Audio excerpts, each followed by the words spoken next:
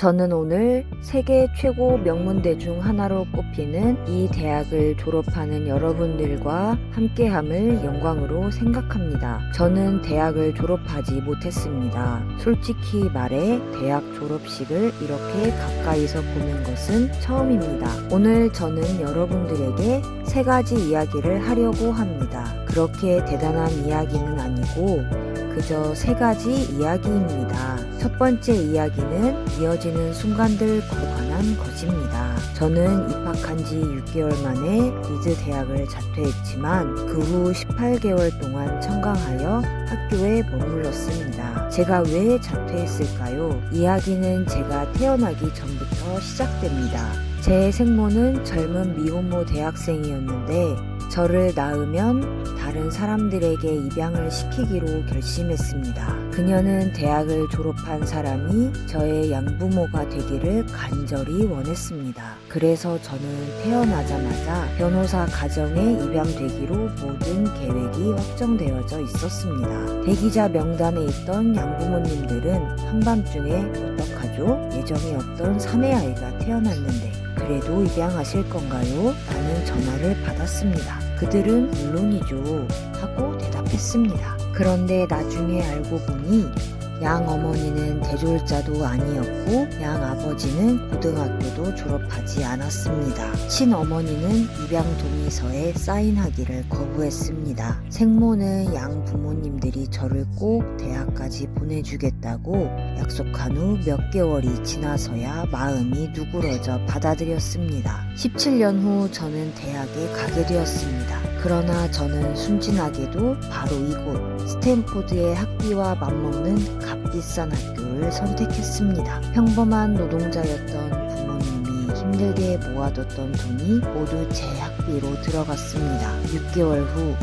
저는 대학 공부에 그만한 가치를 느낄 수 없었습니다. 저는 제가 진정으로 인생에서 원하는 게 무엇인지 그리고 대학이 그것을 실현하는데 어떻게 도움이 될 수 있을지 판단할 수 없었습니다. 저는 양부모님들이 평생토록 모은 재산의 전부를 제 학비로 쓰고 있었습니다. 그래서 저는 모든 것이 다 잘 될 거라고 믿고 자퇴를 결심했습니다. 그때 그것은 두려운 힘든 순간이었지만 지금 뒤돌아보니 그 결정은 제 인생에서 제가 지금까지 한 결정 중 가장 탁월한 결정이었습니다. 자퇴를 하고 저는 평소에 흥미 없던 필수 과목 대신 그동안 관심 있게 보였던 선택 과목 강의 코스만 듣기 시작했습니다. 그렇다고 그것이 꼭 낭만적인 것만도 아니었습니다. 전 기숙사에 머물 수도 없었기 때문에 친구 집 방바닥에서 자기도 했고 한 병당 5센트씩 하는 코카콜라 빈병을 반납하여 먹을 것을 사기도 했습니다. 또 매주 일요일 저녁은 맛있는 음식을 먹기 위해 시내를 지나 7마일이나 걸어서 헤어 크리슈나 사원에 가기도 했습니다. 그런 것이 참 좋았습니다.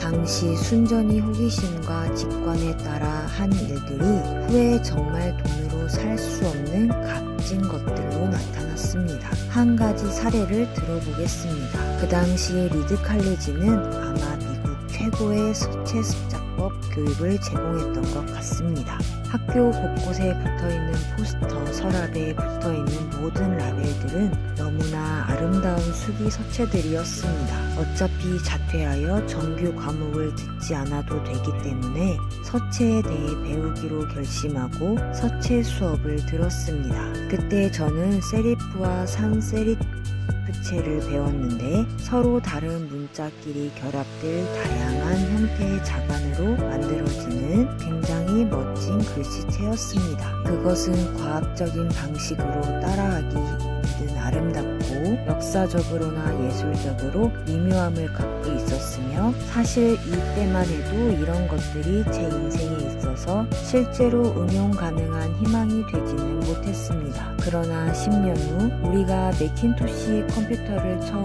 디자인할 때 그것들은 고스란히 구현되어 나타났습니다.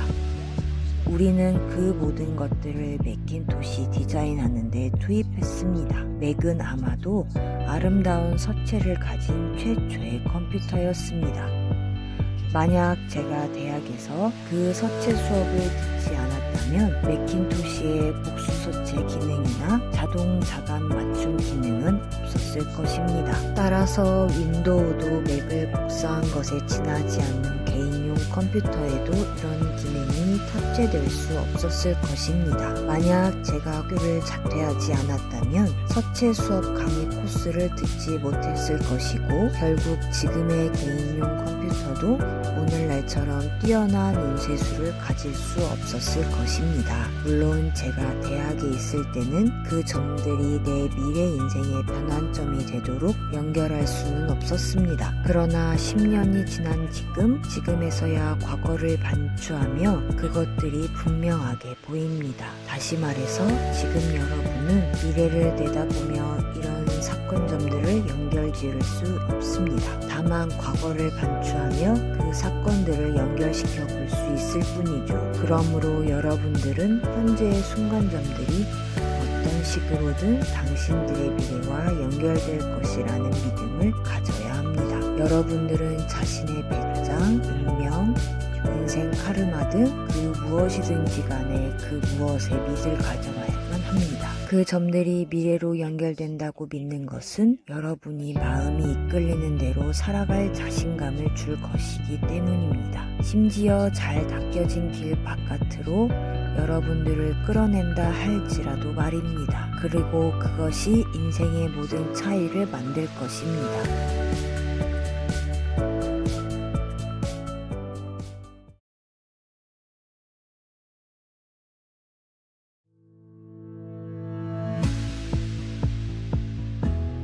저의 두 번째 이야기는 사랑과 상실입니다. 저는 운 좋게도 인생에서 일찍이 제가 정말 하고 싶은 일을 발견했습니다. 제가 20살 때 워즈와 나는 부모님의 차고에서 애플을 창업했습니다. 우리의 노력 끝에 차고에서 2명으로 시작한 애플은 10년 후에 4,000명의 직원이 있는 200억 달러짜리 기업이 되었습니다. 제 나이 30살이 되기 1년 전인 29살, 우리는 최고의 작품인 매킨토시를 출시했습니다. 그러나 이듬해 저는 해고당했습니다. 어떻게 당신이 세운 회사에서 당신이 해고될 수 있습니까? 당시 애플이 점점 성장하면서 우리들은 저와 잘 맞는다고 생각되는 유능한 경영자를 고용했습니다. 그리고 처음 1년은 괜찮았습니다. 그런데 미래에 대한 우리의 비전은 서로 어긋나기 시작했고 결국 우리 둘의 사이도 무너지기 시작했습니다. 이때 우리 회사 이사회는 존 스컬리의 편을 들었습니다. 저는 30살에 쫓겨나야만 했습니다.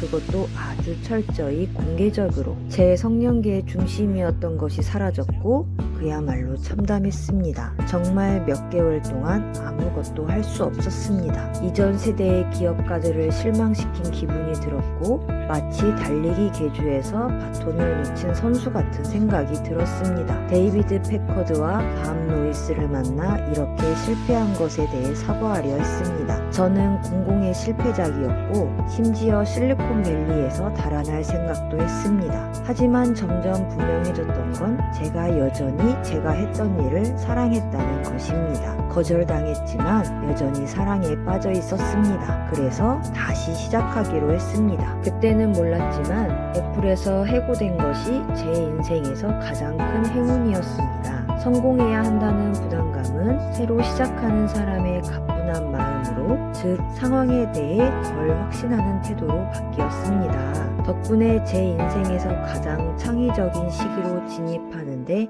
큰 어려움이 없었습니다. 그 후 5년간 넥스트, 픽사, 또 다른 회사를 창업했고 제 아내가 되어준 굉장한 여성과 사랑에 빠졌습니다. 픽사는 곧 이어 세계 최초의 애니메이션 영화인 토이스토리를 만들었고 지금은 세계에서 가장 성공적인 애니메이션 스튜디오입니다. 상황이 극적으로 역전되어 애플이 넥스트를 사들이면서 전 애플로 돌아왔습니다. 넥스트에서 개발한 기술은 현재 부흥기를 맞이한 애플의 중추적인 역할을 하고 있습니다. 또한 로렌과 저는 행복한 가정을 갖게 되었습니다. 애플에서 해고당하지 않았더라면 이런 일들이 결코 일어나지 않았을 것입니다. 그것은 정말 독하고 쓰디쓴 약이었지만 환자에게는 이런 것들이 필요한 것 같기도 합니다. 때때로 삶이 벽돌로 뒤통수를 때릴 때도 있습니다. 믿음을 잃지 마세요.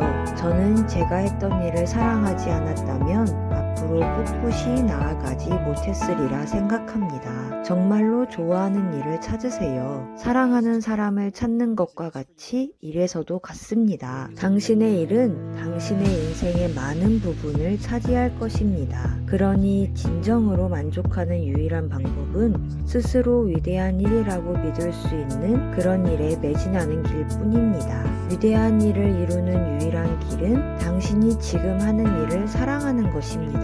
아직도 당신이 그것을 발견하지 못했다면 그래도 그것을 계속 구하십시오.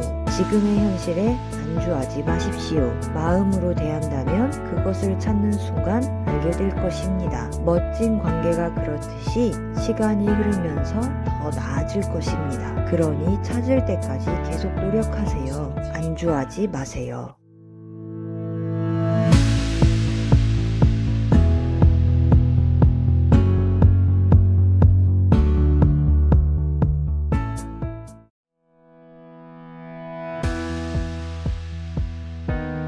세 번째 이야기는 죽음에 관한 것입니다. 제가 17살 때 어떤 구절을 읽은 적이 있습니다. 하루를 살아도 마지막인 것처럼 살아라. 언젠가는 아주 올바르게 사는 사람이 되어 있을 것이다. 그것은 저에게 인상적이었고 그 후로 33년 동안 아침마다 거울을 들여다보며 스스로에게 묻습니다. 오늘이 내 인생의 마지막 날이라면 오늘 하려던 일을 할 것인가? 아니라고 대답하는 날이 많아질수록 변화가 필요함을 깨닫습니다. 내가 곧 죽게 될 거라는 것을 기억하는 것은 인생의 큰 결정을 할 때 가장 중요한 도구입니다. 왜냐하면 외부의 기대, 자부심, 당혹과 실패에 대한 두려움 따위는 모두 죽음 앞에서 떨어져 나가고 정말 중요한 것만 남으니까요. 당신이 죽게 될 것이라고 기억하는 것은 무엇을 잃을지도 모른다는 두려움에서 벗어날 수 있는 가장 좋은 방법입니다. 당신은 이미 죽은 몸입니다. 여러분의 마음에 따라 살아야 합니다. 저는 1년 전쯤 암 진단을 받았습니다.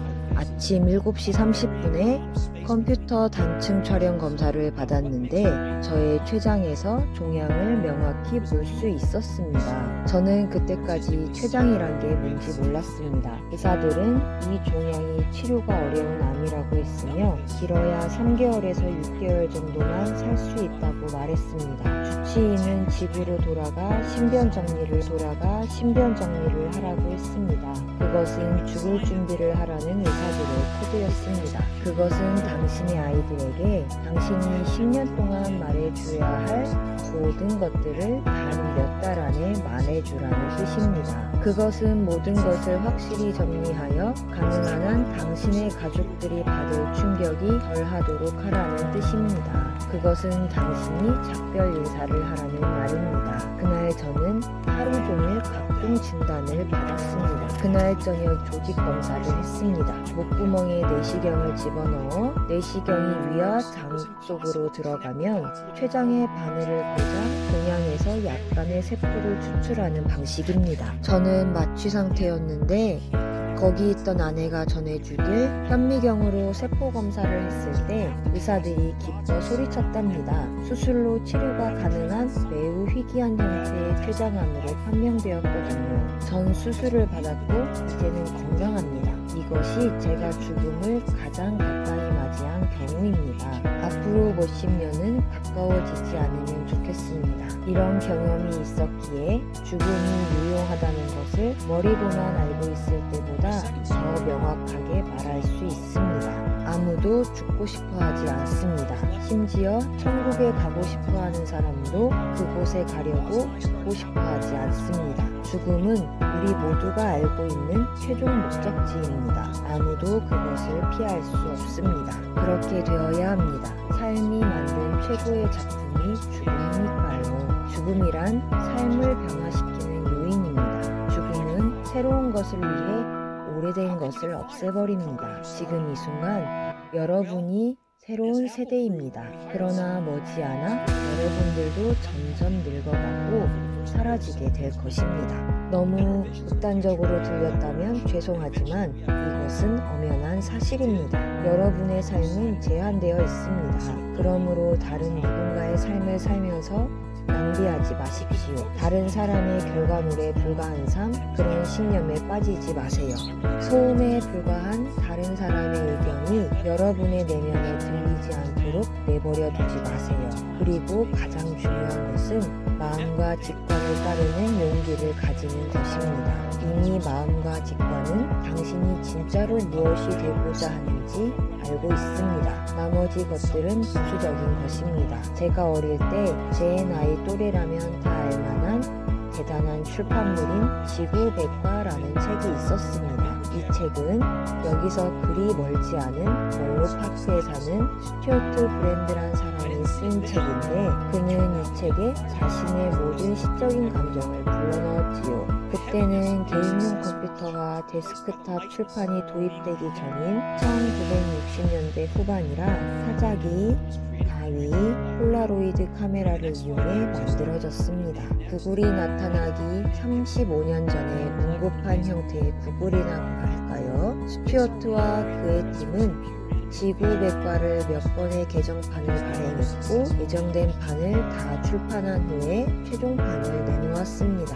그때가 70년대 중반, 제가 여러분 나이대였습니다. 최종판의 뒤쪽 표지에서는 이른 아침 시골길 사진이 있었는데 아마 당신이 모험을 좋아한다면 히치하이킹을 하고 싶다는 생각이 들었을 것입니다. 그 사진 밑에는 이런 말이 있었습니다. 항상 갈망하라.